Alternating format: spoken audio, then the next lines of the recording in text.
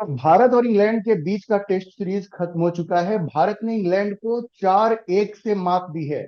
और 112 साल के बाद पहली बार ऐसा हुआ है कि कोई भी टीम पहला टेस्ट हारने के बाद आगे वाला 4 टेस्ट जीत जाती है, पूरी सीरीज जीत जाती है। 112 साल के बाद ऐसा हुआ है। 1912 में इससे पहले एक बार हुआ था जब इंग्लैंड ने ऑस्ट्रेलिया को हराया था। और उससे पहले 2 बार ऑस्ट्रेलिया ने ऐसे सीरीज में ही इंग्लैंड को ऐसी हार दी थी। और इम्पोर्टेंट ये भी है कि पूरा टेस्ट सीरीज लगातार भारत ने जीता है। आज भारत इंग्लैंड टेस्ट सीरीज पे बात करने के लिए मेरे साथ मौजूद हैं वरिष्ठ पत्रकार फिरोज शानी। फिरोज शानी जी, आपका स्वागत है इस प्रोग्राम में। सबसे पहले हम लोग ये बात करते हैं कि ये जो 4-1 से भारत की जीत हुई है, इसको ओवरऑल आप कैसे देखते हैं? भारत के 4-5 की प्लेयर्स नहीं थे, जैसे विराट कोहली नहीं थे, केएल राहुल नहीं थे, और भी 3-4 लोग हैं जो नहीं इस सीरीज में नहीं थे। फिर भी नए लड़कों ने उनकी कमी महसूस नहीं होने दी। पूरी सीरीज में भारत का जो परफॉर्मेंस रहा है उसको आप किस नजर से देखते हैं, कैसे एनालाइज करेंगे आप उसको? देखिए, जो हमने जीत हासिल की है, टीम इंडिया ने जीत हासिल की है 4-1 से। ये अपने आप में बहुत ही जबरदस्त जीत कही जाएगी। और मैं इसलिए इसको जबरदस्त जीत कह रहा हूँ कि देखिए, खेल में तो होता रहता है, कोई हारता है कोई जीतता है। और अगर इंग्लैंड की टीम को देखें तो इंग्लैंड की टीम भी बहुत मजबूत थी। वहां पर एक से एक रेप्यूटेड खिलाड़ी हैं वहां पर, इसके बावजूद इंडिया ने हराया। और खासकर तब जब पूरी सीरीज में इंडिया ने 4 से 5 नए खिलाड़ियों को मौका दिया और उन्होंने प्रूव भी कर दिया कि वो डिजर्व करते हैं। उन्होंने करके दिखाया, चाहे वो आपके यशस्वी जायसवाल हो जो मैन ऑफ द सीरीज बने। 700 से ज्यादा उन्होंने स्कोर किया पूरी सीरीज में। और आपके सरफराज खान हो जो बहुत टाइम से इंतजार कर रहे थे, जिनके बारे में लिखा जा रहा था डोमेस्टिक क्रिकेट में टनों के हिसाब से रन बना रहे थे, उन्होंने आके स्कोर किया। ये अलग बात, वो सेंचुरी नहीं बना पाए लेकिन बहुत अच्छा खेले। इसके अलावा आपके ध्रुव जुरेल को मौका दिया गया, विकेट कीपर बैट्समैन है। हालांकि जो टीम के हालात थे, वो एज अ विकेट कीपर और बैट्समैन रहे हैं, लेकिन वो एक आध मैच वो 8 या 9 नंबर पे भी आए। लेकिन जहां भी आए उन्होंने वो करके साबित किया कि हम में दम है। अब आप देखिए कि हमारी टीम में जो है, चाहे वो हमारे कप्तान हो रोहित शर्मा, या आपके विराट कोहली, और इवन जडेजा को भी मैं कहूंगा और अश्विन भी कहूंगा, ये सब 45 के आसपास हो चुके हैं। इनका जो अब जो क्रिकेटिंग जीवन है जिसको आप कहेंगे, बहुत ज्यादा रह नहीं था, है बचा नहीं रहा। तो ऐसे में इन नए खिलाड़ियों का उभर के आना इंडियन क्रिकेट टीम के लिए एक बहुत ही शुभ संकेत है। और ऐसे में जिसको भी मौका मिला उसने साबित कर दिया कि वो डिजर्व करता है इंडियन टीम में आकर। आज की डेट में अगर हम बीसीसीआई की तरफ नजर दौड़ाएं, जो सिलेक्शन कमेटी की तरफ नजर दौड़ाएं, तो उन्हें बड़ी राहत मिली होगी कि भाई ऐसा नहीं है कि हमारे पास पीछे कोई खिलाड़ी नहीं है। एक टाइम था कि आपको डोमेस्टिक क्रिकेट में ढूंढने पड़ते थे लेंस लगाने के, भैया कौन है जो इनको रिप्लेस करेगा, कौन है जो इसको रिप्लेस करेगा। लेकिन आज की डेट में हमारे पास भरमार है। हो सकता है इसकी बहुत बड़ी वजह हो आईपीएल हो, और दूसरी तरह के जो क्रिकेट है, टूर्नामेंट्स हैं, उसकी वजह हो। लेकिन ये इंडियन टीम के लिए बहुत ही शुभ संकेत है कि हमारे पास नए खिलाड़ियों की, जिसका हम क्रिकेटिंग भाषा में कहते हैं कि बेंच स्ट्रेंथ जो है बड़ी जबरदस्त है। तो इस तरह से अब पूरे बीसीसीआई को ये चीज बड़ी आश्वस्त करती है कि हमारे पास कमी नहीं है। अगर ये बड़े खिलाड़ी रिटायर भी हो जाते हैं तब भी हमारे पास बहुत अच्छे खिलाड़ी हैं जो हमारे क्रिकेट को आगे की तरफ लेके जाएंगे। तो जी, ये आपने सही कहा कि जो नए लड़कों को जो मौका दिया गया सबने लगभग परफॉर्म किया है, एक रजत पाटीदार को छोड़ करके मेरे ख्याल से वो अपनी कोई छाप नहीं छोड़ पाए। लेकिन अब देखिए, इससे एक और चुनौती आपके सामने आती है। जो खिलाड़ी नहीं थे इस टीम में, जब वो वापस आएंगे तो फिर टीम का कॉम्बिनेशन क्या होगा? जैसे विराट कोहली, तो भारत की टीम ऑस्ट्रेलिया जाने वाली है, तो अब विराट कोहली आएंगे टीम में, तो आपको क्या लगता है किसको ड्रॉप किया जाएगा? देवदत्त पडिक्कल को भी जो मौका मिला है उसने भी ठीक ठाक ही खेला है। सरफराज खान का परफॉर्मेंस सब लोगों ने देखा ही है। तो आपको लगता है टीम की जो कॉम्बिनेशन बनेगी, अब इसमें जो, मान लीजिए श्रेयस अय्यर है, श्रेयस अय्यर तो चलिए इसमें नहीं थे लेकिन वो भी एक है, अगर जब वो आएंगे इसमें, और भी लोग हैं, जब आएंगे तो टीम का कॉम्बिनेशन क्या होगा, खास करके विराट कोहली को अब कहाँ एडजस्ट करेंगे आप इसमें, किसको ड्रॉप करेंगे आप इसमें, अगर हम बैटिंग लाइनअप की बात करें तो?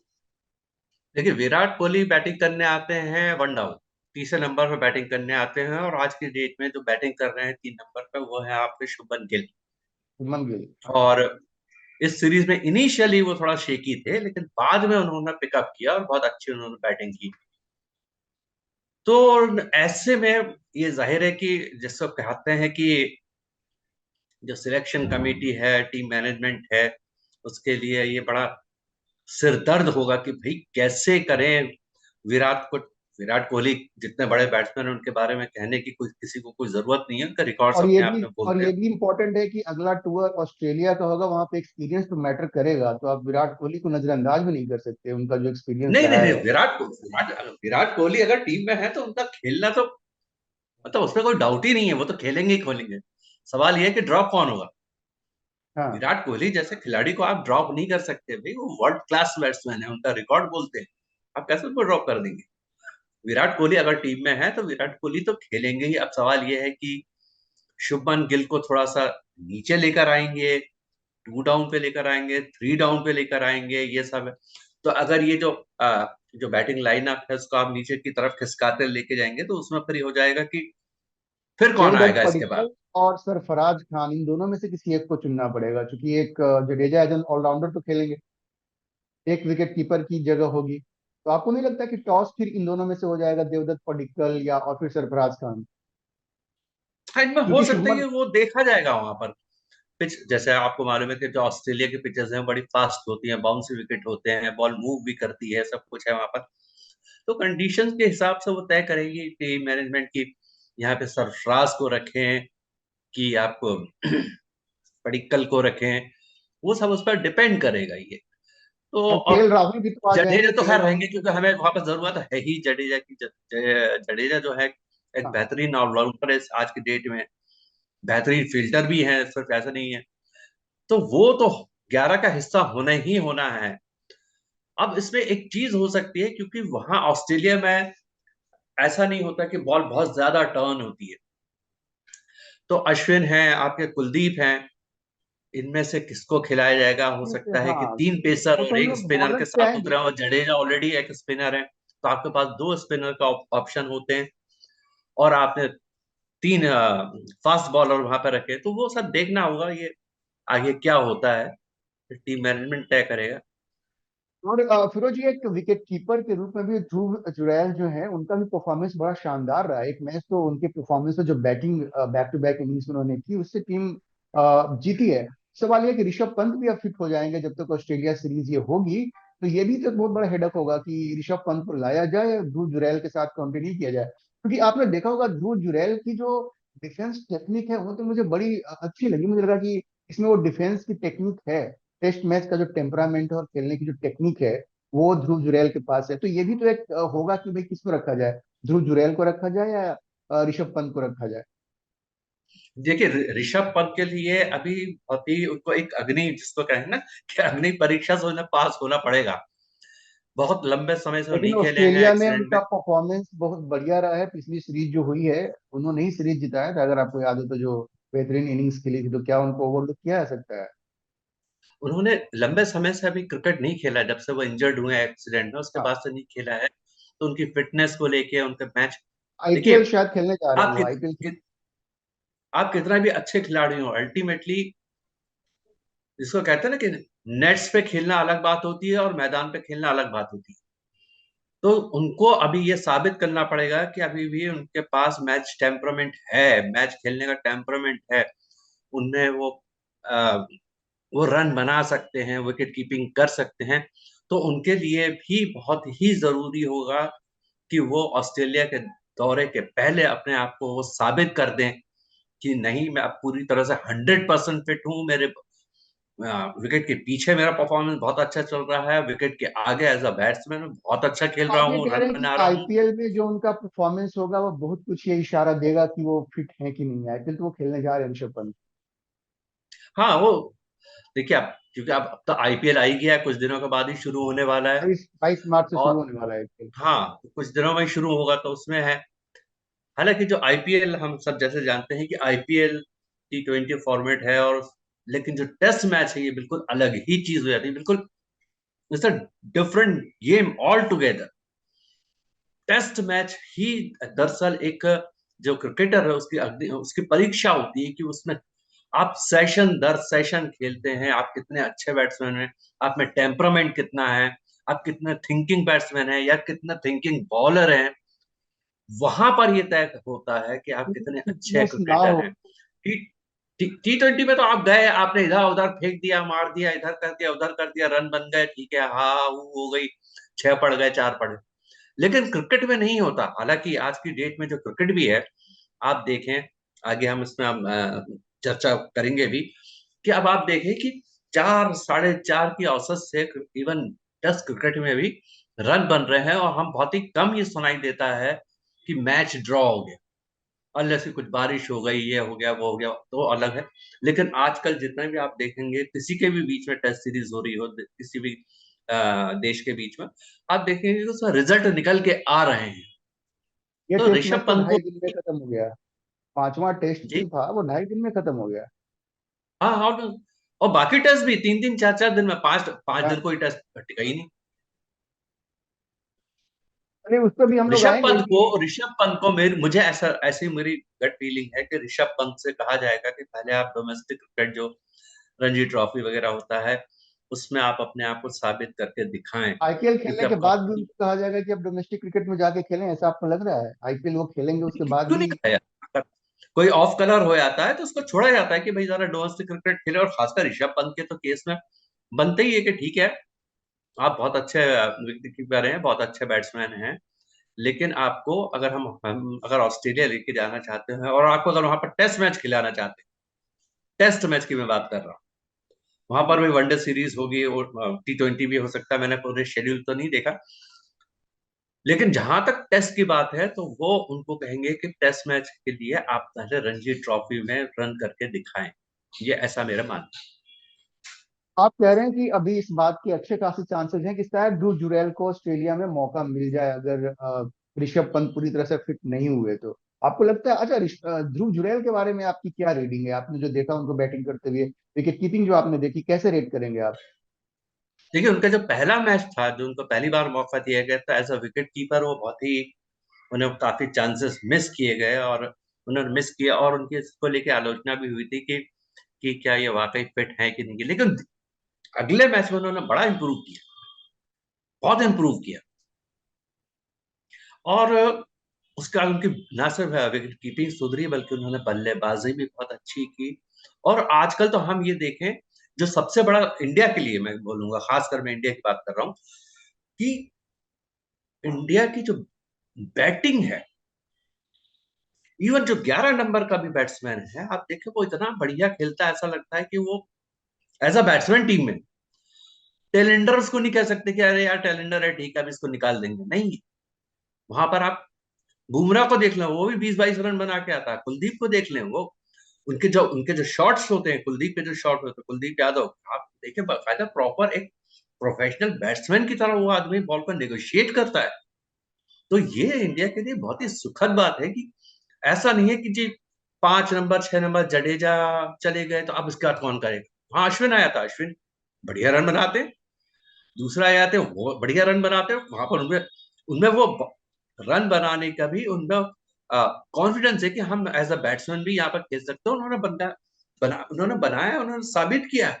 और प्रॉपर क्रिकेटिंग शॉट, लप्पे मार नहीं मारे कि इधर मार दिया उधर मारी है, प्रॉपर क्रिकेटिंग शॉट्स, जहां बहुत टर्न हो रही है, जहां अनइवन बाउंस है, जहां पर आपके सामने एंडरसन है, मार्क वुड है, हार्टली है, उनको उन्होंने निगोशिएट किया है। तो ये बहुत बड़ी बात है हमारे इस मामले में देखा जाए तो टीम इंडिया बहुत ही अच्छी स्थिति में आज की डेट में।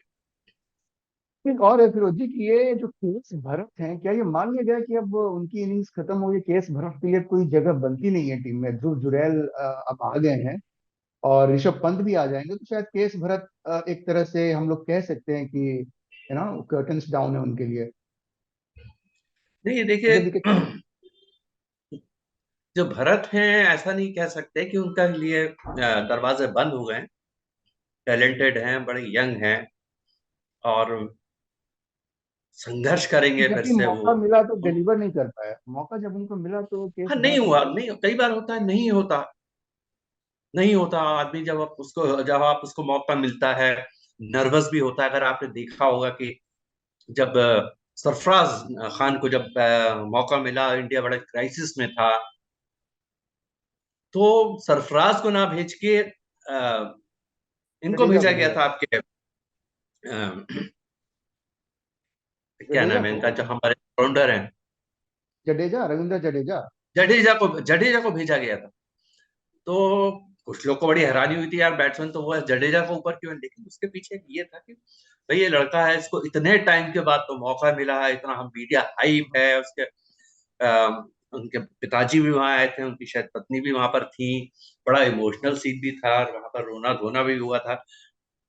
तो ऐसे में तो जाहिर है कोई भी कितना अच्छा भी हो, वो थोड़ा नर्वस हो जाता है। तो उन्होंने कहा था कि इसका डेब्यू मैच है और उसमें ऐसी सिचुएशन में भेजना शायद ठीक नहीं होगा। ये बहुत ही, मैं पर्सनली मानता हूं कि बहुत ही अच्छा फैसला था कि सरफराज को अभी पीछे रखा जाए और इनको इन्हें आगे लेकर आया जाए, ताकि उस पर प्रेशर ना पड़े। वो जब ऐसी जगह पर उसको बैटिंग करने का मौका दिया जाए जहां पर लगे कि हाँ भाई, मुझ पर सिचुएशन सिचुएशन का मुझ पर प्रेशर नहीं है। मैच का प्रेशर तो होता, आप डेब्यू कर रहे हैं, मैच का प्रेशर तो होगा, सिचुएशन का नहीं। फिर हम लोगों ने ये सारी बातें तो कर ली, विकेट कीपर की बातें कर ली, मिडिल ऑर्डर की बात की, अब अगर बॉलिंग ऑप्शंस की बात करें तो एक नया खिलाड़ी, लड़का और भी आया, आकाशदीप। हालांकि 27 साल की उम्र में डेब्यू किया, बट पेस है उसके पास। जिस पेस के साथ आकाशदीप ने बॉलिंग की, आपको लगता है कि एक ही will also be an asset for the team? Pace तो उसके पास ठीक ठाक है, और जिस तरह से उसने आउट भी किया था, जो पहली गेंद पे ही आउट किया था, लेकिन वो अनफॉर्चुनेटली नो बॉल था, अगर आपको याद हो तो, जब उसका डेब्यू हम्म। हुआ था। तो आपको क्या लगता है, ये एक it's a good pace addition for team India? देखिए, ऑस्ट्रेलिया लेके जाना चाहिए आकाशदीप को, क्योंकि वहां की जो विकेट्स हैं वो तो काफी फास्ट बॉलर्स के लिए कंड्यूसिव होती है। तो आपको क्या लगता है, वो आपको लगता है कि वो एक एडिशन होगा भारतीय टीम में, ऑस्ट्रेलिया में? देखिए, ऐसा होता है कि जो फास्ट बॉलर होते हैं, तो जरूरी नहीं है कि अगर आप बड़े फास्ट, आप बड़ी स्पीड निकालते हैं तो आप बड़े सक्सेसफुल हो जाएंगे, नहीं।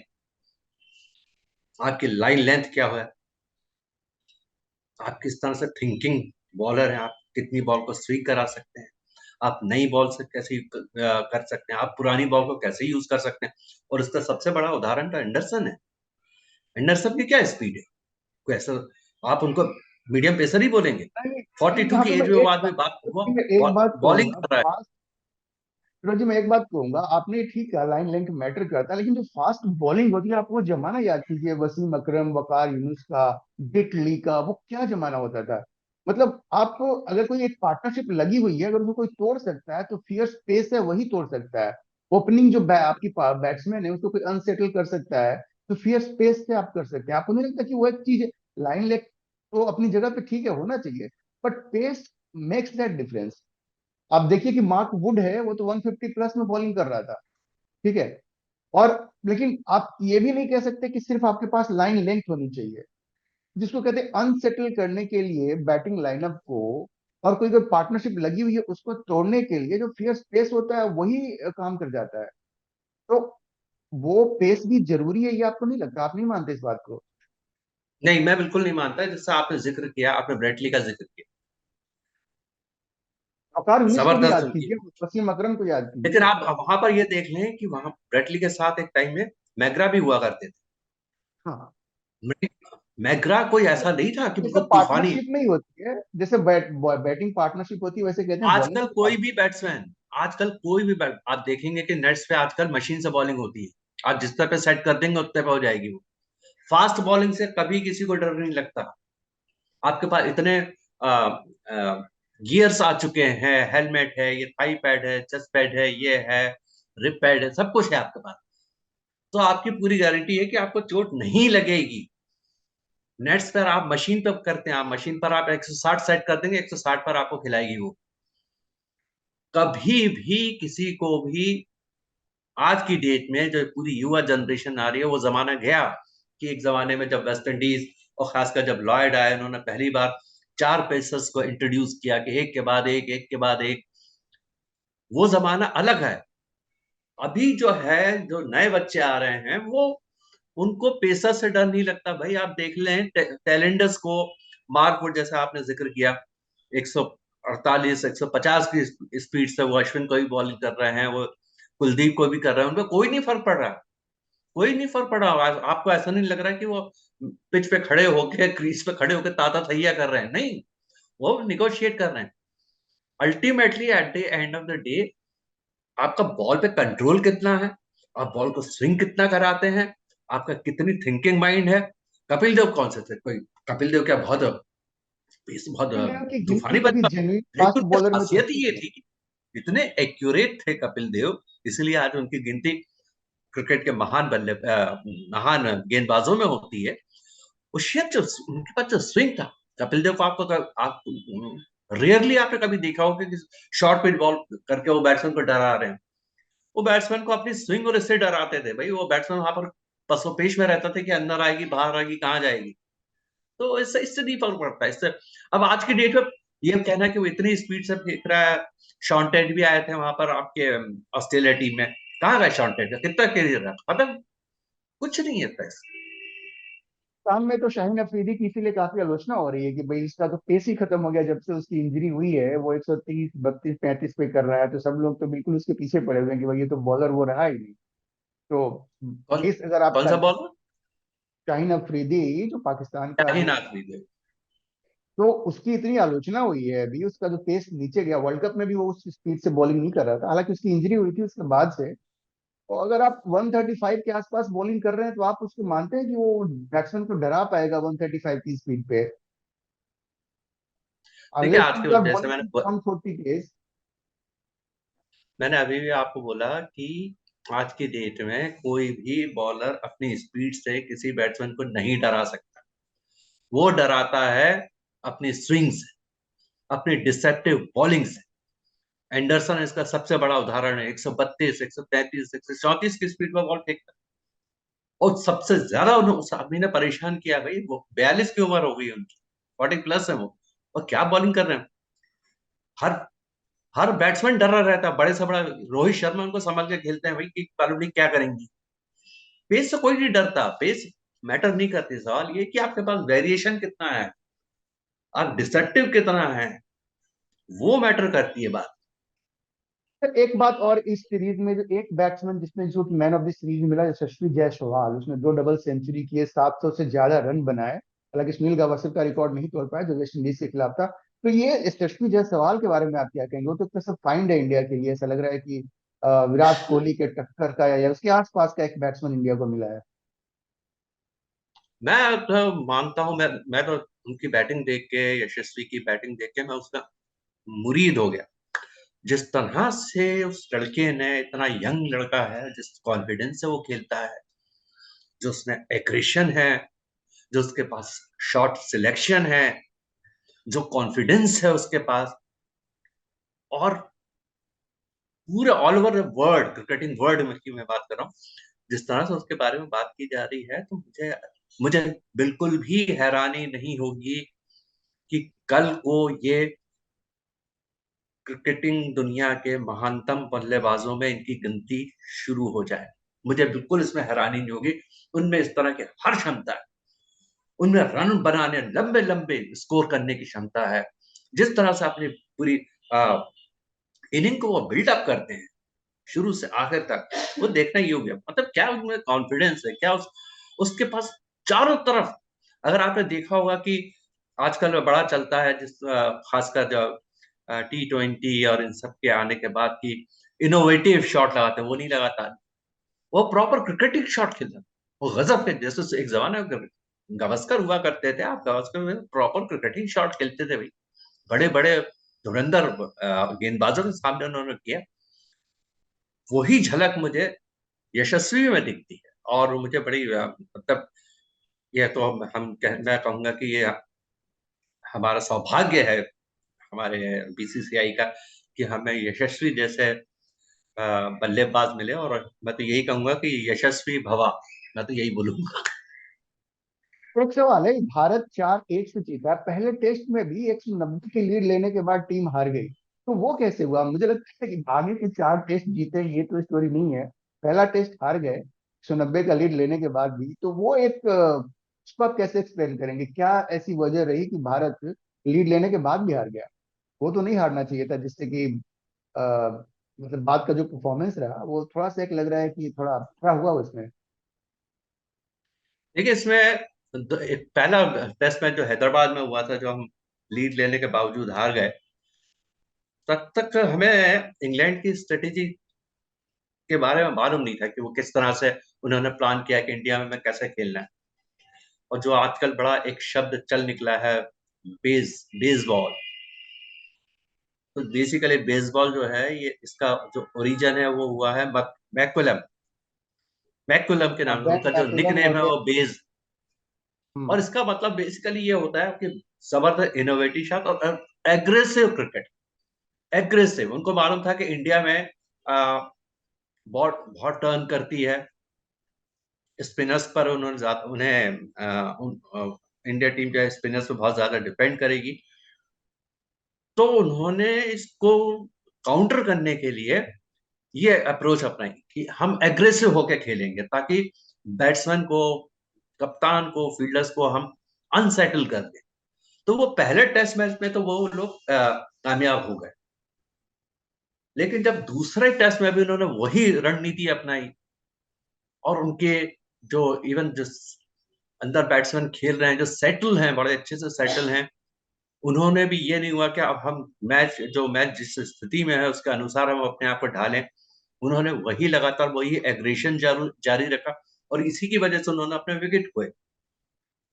और इस इसमें बीच एक इंडिया बड़ा ने उनको पकड़ लिया कि भाई इसको कैसे करना है जी। अच्छा, इसमें बड़ा इंटरेस्टिंग चीज है कि इस सीरीज में बेसबॉल तो इंग्लैंड खेल रहा था, करीब 100 से ज्यादा छक्के लगे इस सीरीज में, और उसमें 70 से ज्यादा भारत ने मारा है। बेसबॉल तो वो खेल रहे थे, सबसे ज्यादा छक्के सिक्सर इंडियन टीम ने लगाई है, उन्होंने 30 के लगभग लगाया। तो बेसबॉल तो इंडिया खेल रहा था, उनका जो पूरा बेसबॉल का कंसेप्ट था वो तो इंडिया में पूरी तरह से मुझे लगता है फ्लॉप हो गया वो।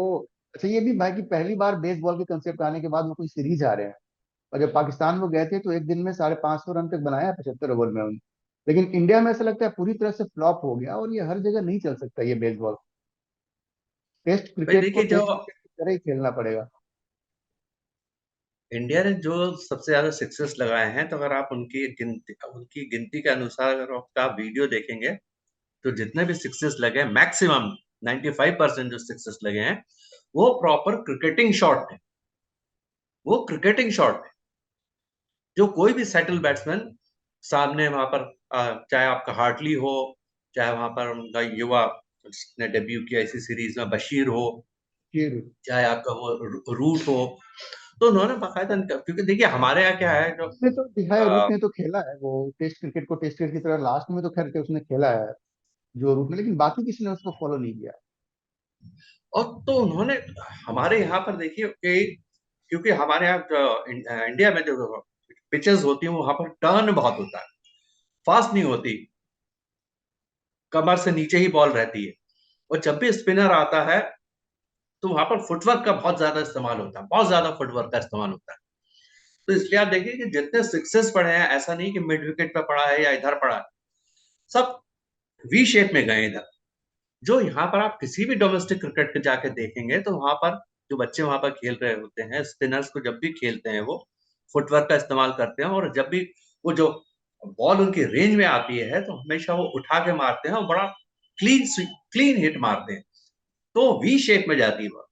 तो जो इंडिया ने जो सिक्सेस मारे हैं, वो प्रॉपर क्रिकेट शॉट में मारे हैं।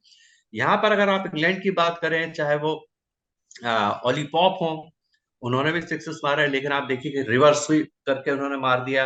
वो चला गया इधर, फाइन लेग की तरफ चला गया, थर्ड मैन की तरफ चला गया, इस तरह से उन्होंने किया। लेकिन कुल मिला के जो है बात की, इनकी जो स्ट्रेटेजी थी।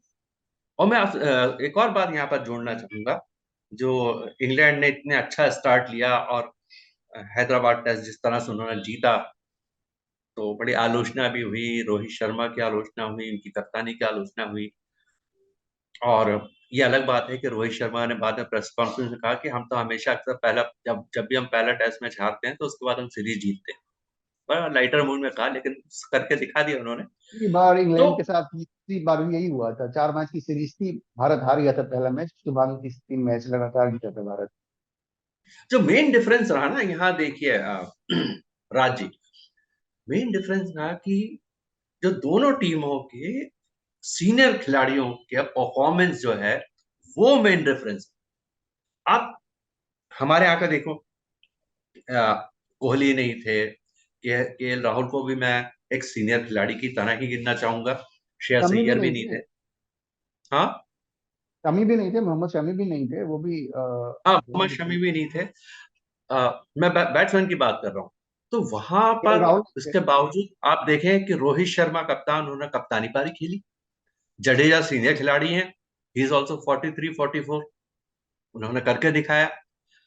दूसरी तरफ अगर आप इंग्लैंड की तरफ जाएं, जो रूट उनका आप रिकॉर्ड देखें तो amazing record, world class batsman है, टोटली फ्लॉप।